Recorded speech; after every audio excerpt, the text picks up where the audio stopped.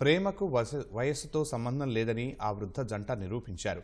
100 ఏళ్ల వయసులోనూ ప్రేమించి పెళ్లి చేసుకోవచ్చని చాటి చెప్పారు. అమెరికాకు చెందిన హెరోల్డ్ టెరెన్స్, ఆయన ప్రియురాలు జీన్ స్విర్లిన్లు ఫ్రాన్స్లోని క్వారంటాన్ పట్టణంలో పెళ్లి చేసుకుని తమ ప్రేమ అమరమని చాటుకున్నారు.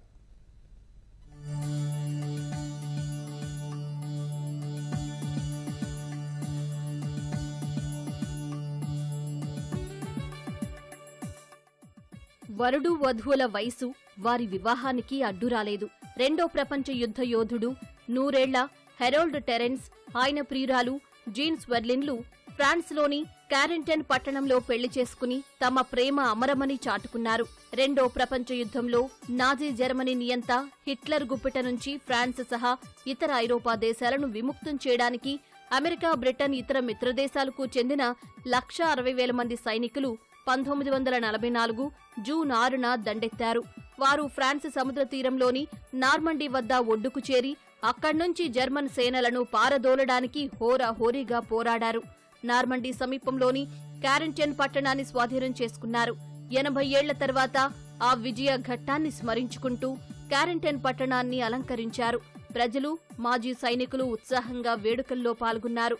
ఈ కోలాహలం మధ్య టెరెన్స్, స్వెర్లిన్ జంట పట్టణ డిప్యూటీ మేయర్ సమక్షంలో వివాహం చేసుకున్నారు.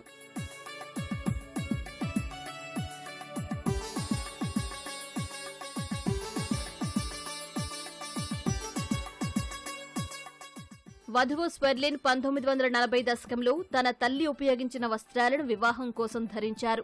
ఈ వయసులో వివాహం చేసుకోవడం తనను ఎంతో భావోద్వేగానికి గురిచేస్తోందని స్వెర్లిన్ అన్నారు. ఇది తన జీవితంలో అత్యుత్తమ ఘడియ అని టెరెన్స్ అన్నారు. ఈ పెళ్లి ప్రతిష్టాత్మకమే తప్ప చట్టబద్ధమైంది కాదు. వధువులిద్దరూ అమెరికన్లు కావడమే ఇందుకు కారణం. వీరు స్థానికులు కారు కాబట్టి పట్టణ మేయర్ వివాహాన్ని చట్టబద్ధంగా నమోదు చేయలేదు. కావాలంటే స్వదేశం అమెరికాలోని ఫ్లోరిడాలో చట్టపరంగా వారు మళ్లీ ఒకటి కావచ్చు. నార్మండీ తీరం నుంచి నాజీలపై జరిపిన దండయాత్రలో పలువురు అమెరికన్ సైనికులు ప్రాణత్యాగం చేశారు. అందువల్ల నార్మండీతో అమెరికాకు భావోద్వేగ బంధం ఉందని క్యారెంటైన్ మేయర్ జాన్ పియర్ లూనర్ అన్నారు.